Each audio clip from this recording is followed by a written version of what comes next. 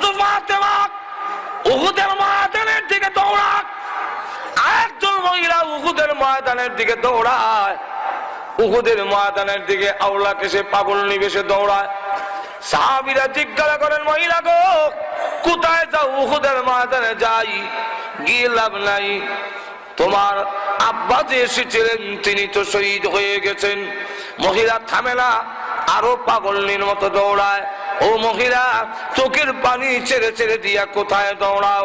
উহুদের ময়দানে যাই, গিয়ে লাভ নাই, তোমার স্বামী যে এসেছিলেন তিনি তো শহীদ হয়ে গেছেন। আরো দৌড়ায়, কোথায় যাও? উহুদের ময়দানে যাই, গিয়ে লাভ নাই, তোমার ছেলে যে এসেছিল তিনি শহীদ হয়ে গেছেন।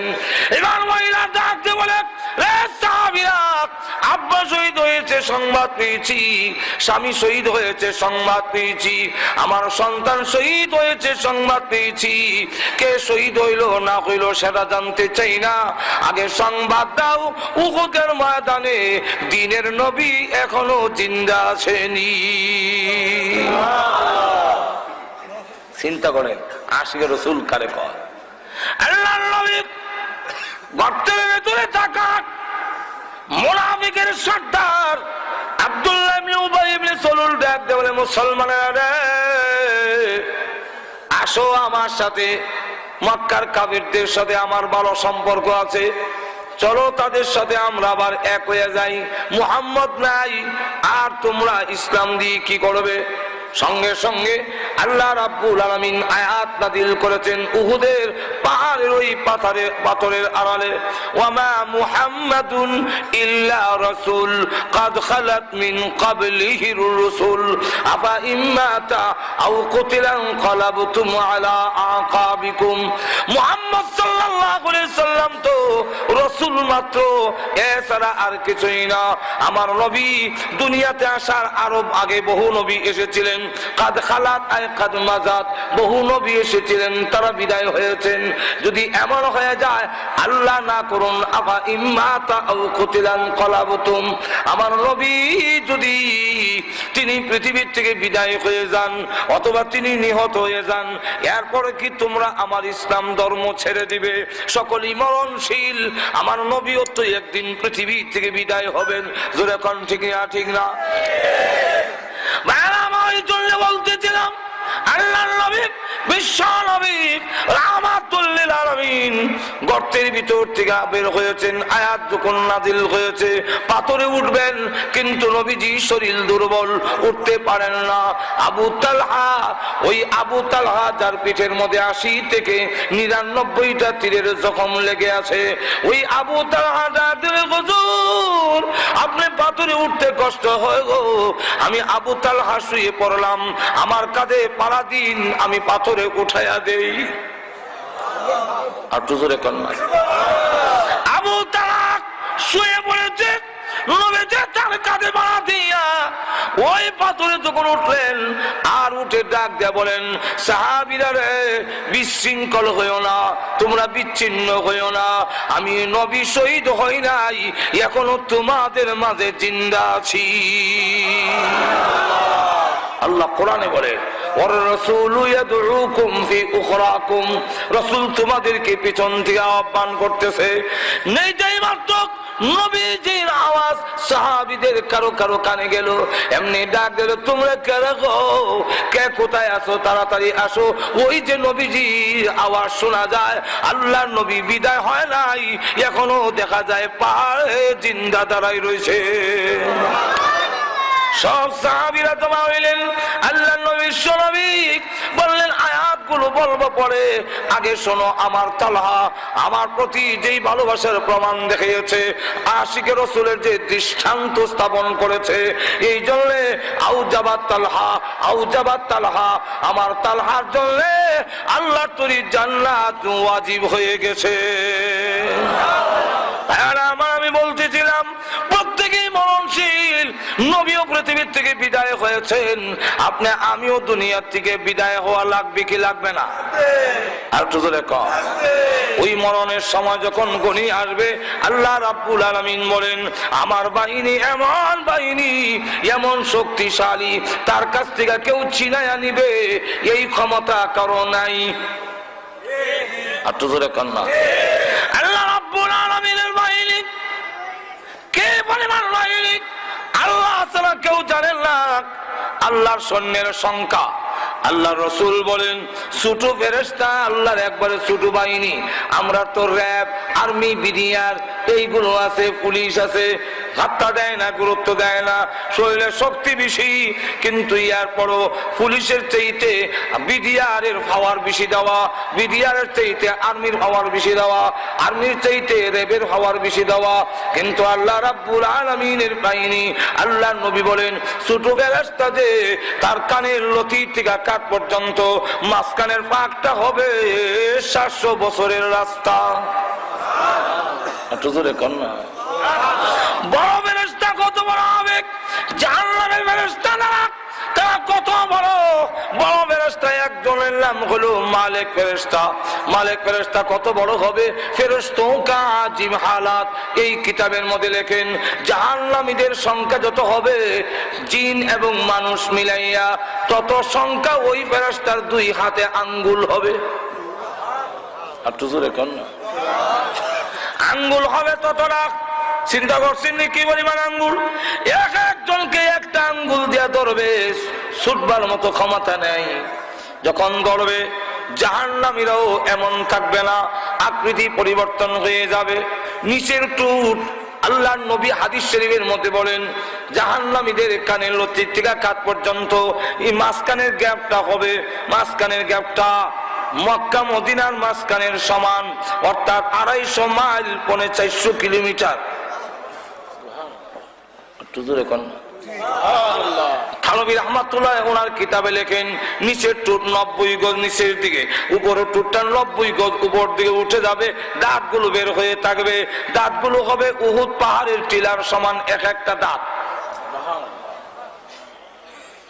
আল্লাহর নবী বলেন ওই জাহান্নামী উঠে এতদিক শেরপুরের ব্রিজের মধ্যে লটকায় রাখে, দাঁড় করায় রাখে। যারাই যাবে আর যারা দেখবে সবের হাট বন্ধ হয়ে মারা যাবে, একজনও বাঁচবে না। এত বিশাল বিশাল মানুষ একটা আঙ্গুল দিয়ে ধরে এমনি যখন ঢিল মারবে এইভাবে ধরবে, ধইরা যখন মালিক ফেরেশতা এমনি ঢিল মারবে জাহান্নামের গর্তের দিকে, ধা জাহান্নামে ধা, এইভাবে যখন ধরবে আর জাহান্নামের দিকে নিক্ষেপ করবে। এত শক্তি আল্লাহ দিয়েছেন তার ঢিলের কারণে জাহান্নামের গর্তের দিকে জাহান্নামীরা 70 বছর পর্যন্ত যেতেই থাকবে। আল্লাহ বলেন আমার ওই বাহিনী যেদিন তোমাদেরকে ধরবে মরণের সময় যখন কমে আসবে আর যখন আমার ফেরেশতারা ধরবে তামাম পৃথিবী ঘুষ দিলে তোমাদের বাহিনীর মতো নয়। আমাদের দেশের পুলিশ বাহিনী সরকারের অনেক কথা মানে না। আসামি ধরছে এই সময় যদি পুলিশের কানের কাছে গিয়া ইসমে আজম ফইরা ভালো করে ফু দেওয়া যায়।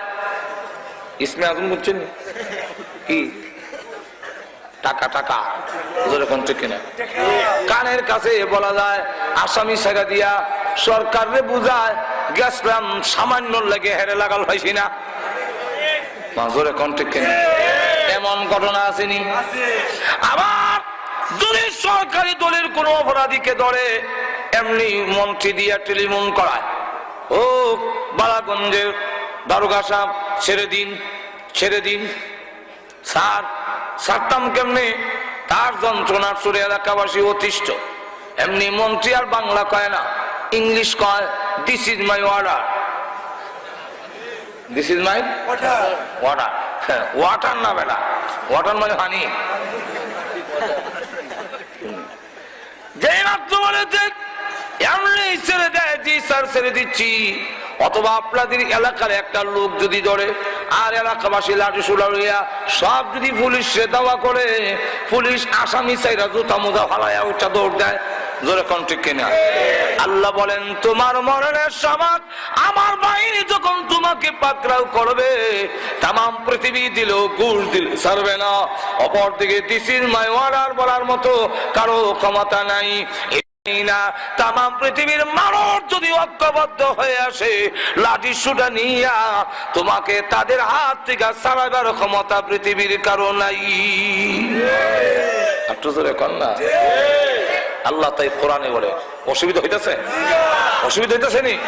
আমি চাচ্ছি অসুবিধা হইতো। আল্লাহ কোরআনে বলে, কাল্লা ইযা বালাগাতিত তারাকিয়া ওয়া কিলা মান রাক।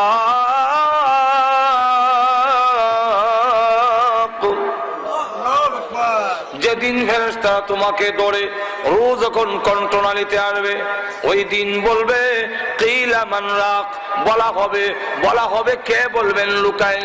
তাই তাফসীর কারকরা বলেন ফেরেশতাও হতে পারে, যাকে ধরছে সেও হতে পারে। ফেরেশতা ওই দিন লোকে বলবে কে আছে বলো দেখি, দিস ইজ মাই অর্ডার, এবং তোমাকে আমার হাত থেকে, আমাদের হাত থেকে কে ছুটাবে? ভাইরা আমার, ওই দিন উপায় থাকবে না, এইভাবে ডুব দিয়া রুড়া ভিতর থেকে টেনে আনবে, ছিঁড়ে কেউ রক্ষা করতে পারবে না। এক্সাম্পল দিলে সহজে বুঝবে, বলবো এক্সাম্পল? আর তো রেখা এক্সাম্পল, শালুক চিনেন? শালুক তুলছেন জীবনে কেমনে জানেন? হালুক আমি নিজেও তুলছি, কেমনে জানেন? আমার তো ভারী এলাকা। ওই শালুকের ভাতাটা পানির উপরে, ভাতাটা দুইটা টার্গেট ঠিক করে,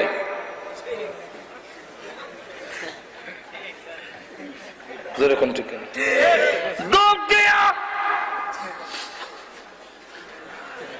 শালুক দুই রকম, একটা লাম্বার একটা গুল। লাম্বাটার জন মোটা, হাতা সিরা বেগত হয়, আরেকটা টার্গেট ঠিক করে। যেমনি ভাবে ডুব দিয়া পানির নিচ থেকে শালুক টাঙ্গে উঠে জ্বর গুলো ছিঁড়ে দিয়া, হাতা ছিঁড়ে দিয়ে শালুককে বিচ্ছিন্ন করে আল্লাহ কোরআনে বলেন ওয়াল্লাযিআতি গরকা ওয়ান্নাশিতাতি নাশতা।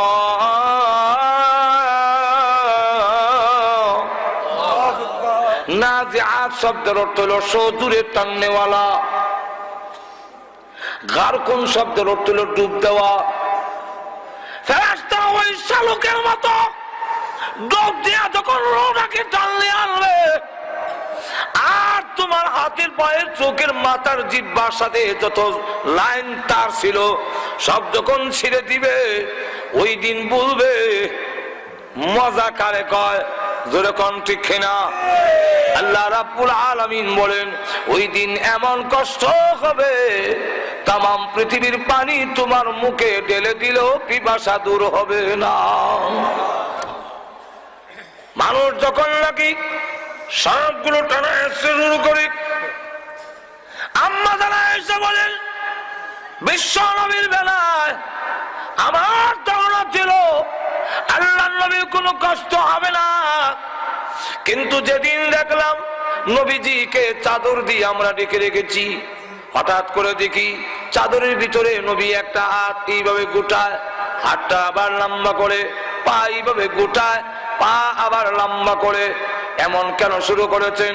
আমি আয়েশা নবীজির শরীর মুবারক থেকে চাদর সরাইলাম, টাকা দেখি আল্লাহর কসম করে বলি বিশ্ব নবী নিষ্পাপ, কোন গুনাহ নাই, মাথা মুবারক থেকে পা মুবারক পর্যন্ত এমন কোন পশম নাই যেখান দিয়া গাম বের হয় নাই।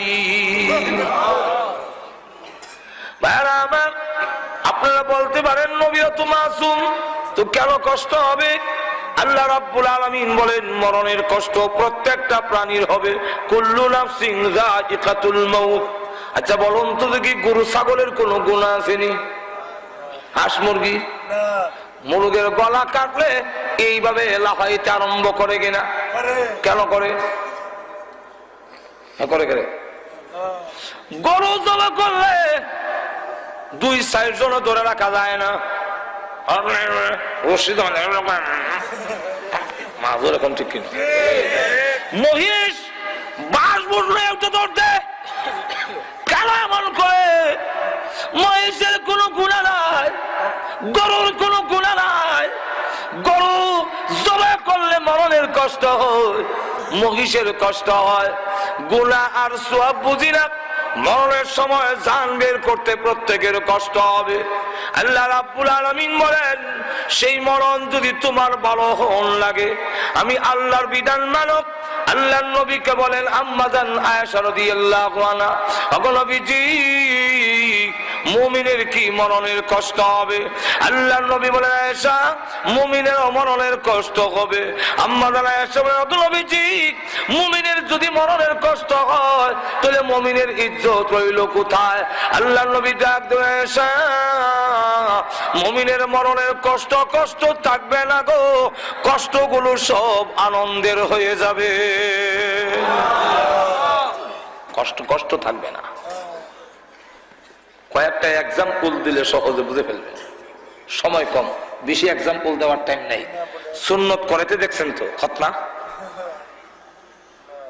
জীবনে বোঝা যায় খতনাও করানো হয়েছে না। খতনা হয়েছে না আপনারা? অত আসতে কন। হ্যাঁ, খতনা যে করায় এই সময় দেখবেন আমরা আগে আজম আইসা খতনা করাইতো, যেমন খালি আজম দেখছে হে দৌড় দিয়া আর একবারের গরুর গোয়াইলের ভিতরে গিয়ে লুকাইছে। বড় ভাইকে খুঁজা বের করছে, কিরে এখানে কি করো? আমি না, আর কোন সময় আজমরে বিদায় করে দিছি। আসলে বিদায় করছে না, তোর কোন ঠিক কিনা দইটা আনলাম না, হয় না, আমি আছি না, আমি তোর বড় ভাই আছি না। বাড়ি তাই না দেখি আজম বসা জল চোখের মধ্যে বসাইছে, আর আত্মার যন্ত্র সব বাইল করে থইছে, যন্ত্রপত্র যা আছে, আর এমনি জল চোখের মধ্যে বসাইয়া দুই ঠ্যাং দুই দিকে দিয়া আর দুই হাত সেবা দাঁড়িয়ে দিকে নিয়ে মুখটা একটু ঘুরাইয়া,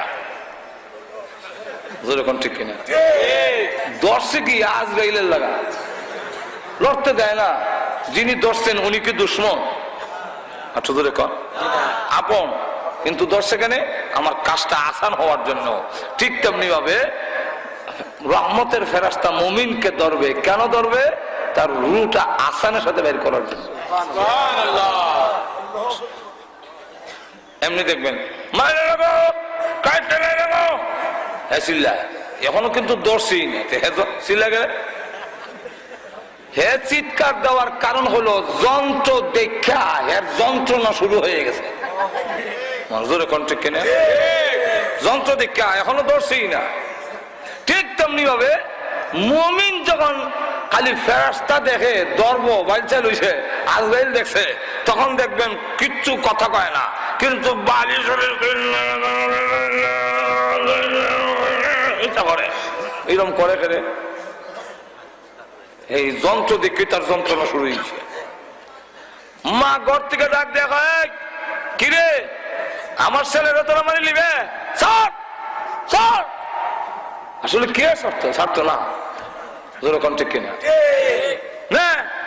রসগোল্লা হ্যাঁ মিষ্টি বড় পছন্দ করে, মিষ্টি কোলানো রাখন যায় না হের লেগে, হ্যাঁ রসগোল্লা দেয়, রসগোল্লা না ধরছে মুখে, মুখের সামনে আগর রসগোল্লা দেখার পরে আর চিল্লা চিল্লি নাই, শুধু খালি হয়রানিটা আছে,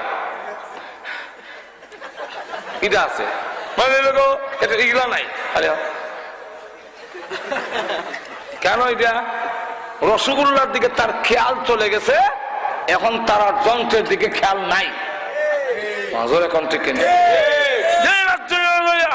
যন্ত্রের দিকে খেয়াল নাই, দিছে রসগোল্লা ঢুকাইয়া মুখে কামড় দেয় দিছে, আর রসগোল্লার রড যখন সারা জিব্বাটা বইরে গেছে, বলার সাথে সাথে এই দিক দিয়ে চোখ টিপ দিছে, কাম ছাড়া এমনি সীমাটা ধরে গীতা নানার বাড়ির গেছি, খাওয়া দাওয়া হয়েছি, নানি কেমন আদর করলো, এটা কয়ার লেন্টি হরাইয়া দেয়।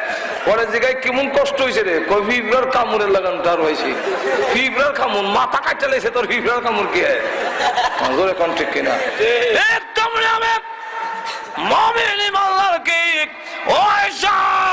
ফেরেশতা যখন চাপ দিয়া ধরবে তখন চিৎকার শুরু করে দেয়। এমনি আল্লাহ রাব্বুল আলামিন বলেন, ফেরেশতারা রে আমার বান্দারে কষ্ট দিও না, আমার বান্দাকে কষ্ট দিও না, জান্নাত চোখের সামনে তুলে ধরো। এমনি চোখের সামনে জান্নাত তুলে ধরলে আর আজরাইলের দিকে খেয়াল নাই, এখন শুধু হারানিরা আছে, লড়া খান আছে, লড়া, আর কিচ্ছু নাই। জান্নাতের দিকে তাকাইয়া আর আমি আল্লাহর সালাম পৌঁছাইয়া দাও। মা যেইভাবে দূর থেকে ডাক দিয়ে বলে, আমার ছেলেরে মারিস না, রসগোল্লা দে। আল্লাহ দূর থেকে ডাক দিয়ে কই, ফেরেশতারা রে, আমার বান্দার কানে আমি আল্লাহর সালাম পৌঁছাইয়া দে। কানের কাছে সালাম দেয় আর জান্নাত তুলে ধরো। ওয়া আবশিরু বিল জান্নাতিল্লাতী কুনতুম তুআদুন।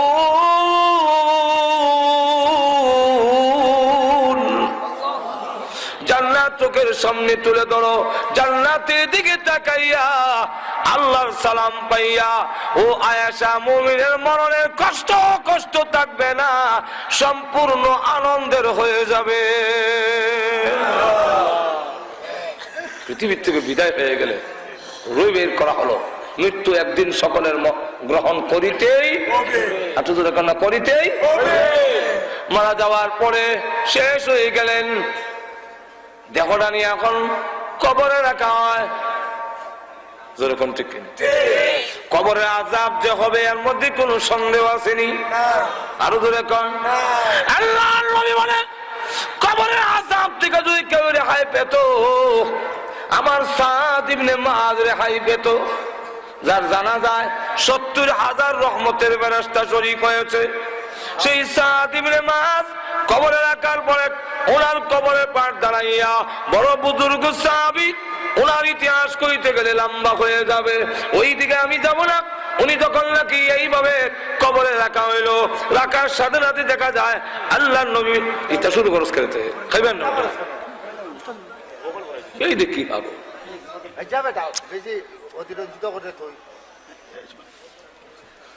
ভাইরা আমার, লক্ষ্য করে দেখুন, যেই মাত্র কবরে গেল আল্লাহর নবী বিশ্বনবী রাহমাতুল লিল আলামিন বলেন, সাদ ইবনে মুআযকে কবরে রাখার পরে আল্লাহর নবী জোরে জোরে আল্লাহু আকবার, আল্লাহু আকবার, সুবহানাল্লাহ, সুবহানাল্লাহ।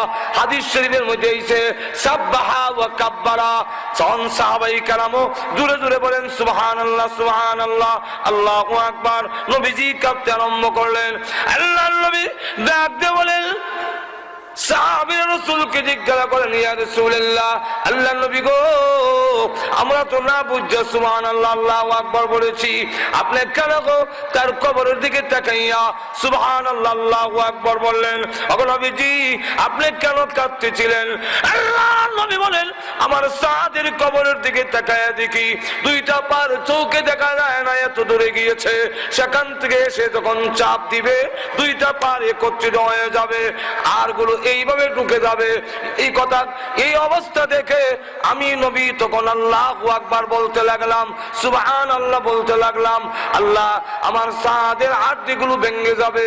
আল্লাহ তখন লাগ দিয়ে বলেন, এ কবর থেমে যাও, আমার বন্ধু তোমার পাড়ে দাঁড়াইয়া চোখের পানি ছেড়ে দিয়ে কাঁদতেছে। আল্লাহ কবর থামাই দিছেন। এই জন্য আম্মা জান খাদিজাতুল কুবরা রাদিয়াল্লাহু আনহা তিনিও যখন ইন্তেকালের আগে কাঁদলেন, নবীজি জিজ্ঞাসা করেন, খাদিজা কেন কাঁদলো? ওগো নবীজি, দুইটা কারণে কান্দি। একটা কারণ হইল আপনার জন্য, আর একটা আমার জন্য। নবীজির জন্য কেন কাঁদলেন? কান্নার কারণ হইল, ওগো নবীজি, আপনি যখন দাওয়াত দিতেন আমি খাদিজা আপনার পাশে দাঁড়ায়া থাকতাম, ওই কুরাইশরা আপনার গায়ে আক্রমণ করতে পারত না, সাহস পেত না, যেহেতু আমি খাদিজা আছি। খাদিজা ধনাঢ্য মহিলা, কুরাইশের মধ্যে সম্মানিত মহিলা, ওনার কারণে সাহস পায় না হামলা করার জন্য। ওগো নবীজি, আমি পৃথিবী থেকে বিদায় হয়ে গেলে আপনার পাশে কে দাঁড়াবে? এই জন্য কান্দি। এমনি ছোট্ট মেয়ে ডাক দিয়ে বলে, মাগো, এই ছোট্ট মেয়ের নাম হলো ফাতেমা। তিনি ডাক দিয়ে বলে, আম্মা কান্দেন না, আপনি পৃথিবী থেকে বিদায় হয়ে গেলে এখন থেকে ওয়াদা দিলাম আমি ফাতেমা আমার আব্বার পাশে দাঁড়ায়া থাকবো। ঠিকই থেকে গিয়েছে ইতিহাসে প্রমাণিত আল্লাহর নবী যখন দাওয়াত দিতেন পিছনে কাপড়ের মধ্যে ধরা থাকতো, কোমরের মধ্যে ধরতেন ছোট্ট একটা মেয়ে। এই মেয়ের নাম হলো ফাতেমা। ওগো নবীজি, ফাতেমা রাদিয়াল্লাহু আনহা ওয়াদা দিয়েছেন ধরে রাখবেন। তখন হযরত খাদিজা বলেন 2 নম্বর কারণটা হলো আমা। ওগো নবীজি, আমি আপনার কাছ থেকে একটা ওয়াদা নিতে চাই, আপনার ব্যবহারের একটা কাপড় আমার কাপড়ের ভিতরে দিবেননি। কেন? ও নবীজি, ভয় লাগে, কবরের কোন সামান আমার নাই। ওগো নবীজি, কবরে যাওয়ার পরে কবর যখন চাপ দিবে আমার হাড়গুলো ভেঙে যাবে, এই জন্য কাল্লি আপনারা বলেছেন কবরে চাপ দিবে, হাড্ডিগুলো ভেঙে যাবে। আপনার ব্যবহারের একটা কাপড় মোবারক যদি আমার কাপড়ের ভিতরে দেন, তাহলে আমি খাদিজা মনে করি আপনার ব্যবহারের কাপড় যদি আমার কাপড়ের ভিতরে থাকে গো, কবর আমাকে চাপ দিয়ে হাড়গুলো ভাঙতে পারবে না। চিন্তা করেন, সামান আছে এরপরে তো ভয়। আল্লাহ দুনিয়াতে সালাম দিয়েছেন, জান্নাতে সার্টিফিকেট দিয়েছেন, কিন্তু আমাদের কোনো সামান নাই, কিন্তু কবরের কোনো ভয় আমরা নাই। আর তো ধরে কম আমরা প্রতিযোগিতা লাগছি কার ঘরটা কত সুন্দর হইত। আর তো ধরে কম অমুকে ঘর বানাইছে লন্ডনী ফ্যাশনে, আমি বানাবো আমেরিকান ফ্যাশনে। অমুকে বানাইছে ফ্রান্সের কাটিং এ, আমি বানাবো জার্মানির কাটিং এ। অমুকে বাথরুমও খরচ করছে 1.5 লাখ, আমি করবো 3 লাখ। বাথরুম কত সুন্দর, কার বাথরুম কত সুন্দর হইতো এই নিয়ে প্রতিযোগিতা। কিন্তু আমার কবরটা সুন্দর হইল কিনা এই প্রতিযোগিতা আমরার মধ্যে এখন নাই। আর তো জোরে কর না। আর নবীর সাহাবীরা দুনিয়ার কোন প্রতিযোগিতা নাই, জান্নাতের প্রতিযোগিতা। কার ঘর কত সুন্দর জান্নাতে হবে, কার ঘরটা কত জান্নাতে সুন্দর হবে, এই ছিল তাদের প্রতিযোগিতা। আর আমাদের প্রতিযোগিতা হলো দুনিয়ার ঘর কার কত সুন্দর হবে। আল্লাহ রসুল বলছেন আখির জামানায় এমন লোকের সৃষ্টি হবে। এই জন্য ভাইয়ের আমার, রাম্মাসুরা করার সুযোগ নাই। কবর আমরা থাকতে হবে 40,000 বছর, 40 দিনের কথাও আছে, 40 বছরের কথা আছে, 40,000 বছরের কথাও আছে। তো কবরের মধ্যে থাকতে হবে 40,000 বছর। আর বাথরুমও থাকবেন 10 মিনিট। ঈদের মধ্যে করে আমরা অত কষ্ট লাগে জায়গা, হাই কমট না হইলে আপনার পায়খানা হয় না। আবার বদনা উঠে লিছে, বদনা আলগি দিয়ে পানি খরচ করতে অসুবিধা হয়, 5 লাগাইছে, 5 দিয়ে পানি খরচ করে।